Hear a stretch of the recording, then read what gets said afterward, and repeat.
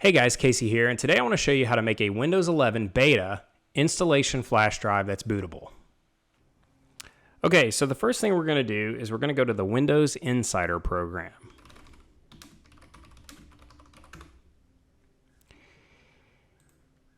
And once we arrive on their site, we're going to click Sign In.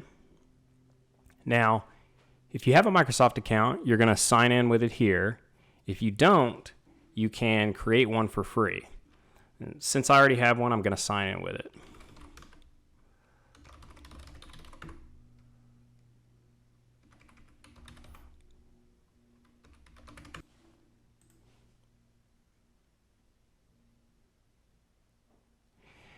Now, if you're new to the Insider program, you're going to be prompted to sign up for it.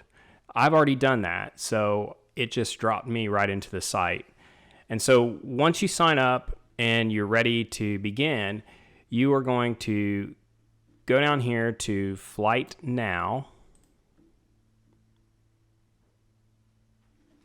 And then you're going to click Download a Windows Insider Preview ISO.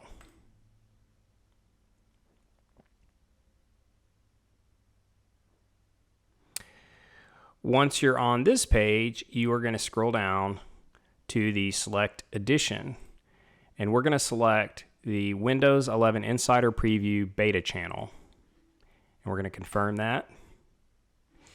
Then we're going to choose our language and confirm that. Now we can click on this 64-bit download to start downloading the ISO. Okay, once you've downloaded your ISO file, we'll need to use that to make a bootable flash drive. And the way that I like to do that is this little tool called Rufus. And so you can get there by going to rufus.ie. And I'm going to put links to all of these things in the video description. So you're going to go here and you're going to download Rufus.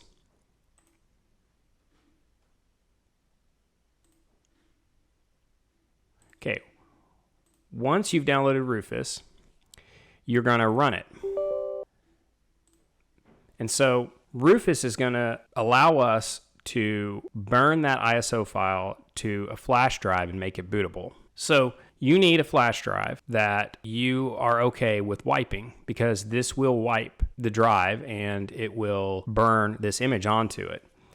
So once you have your flash drive, you're going to insert it into the computer, and it should show up right here.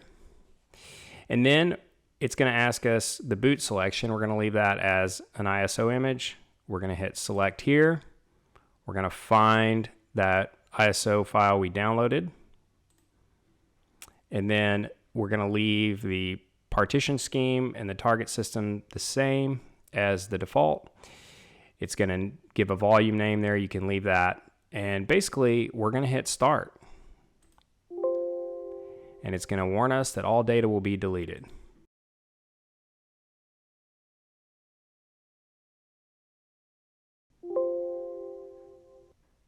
All right, now that that's finished, it wants you to know that you must disable Secure Boot in order to boot from your flash drive. So now you're ready to remove the flash drive and put it in the computer you're wanting to boot from. All right, so that concludes the tutorial.